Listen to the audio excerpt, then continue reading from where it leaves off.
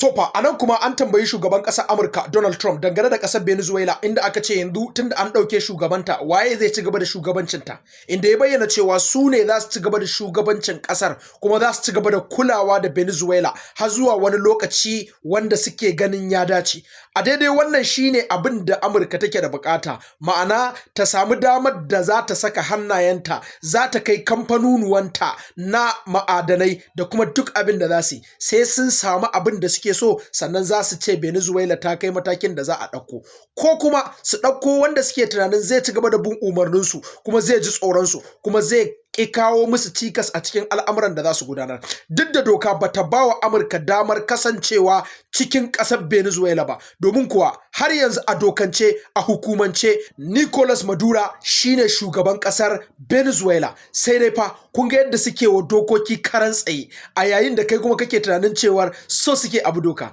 Jama'a menene ra'ayinku dangane da wannan?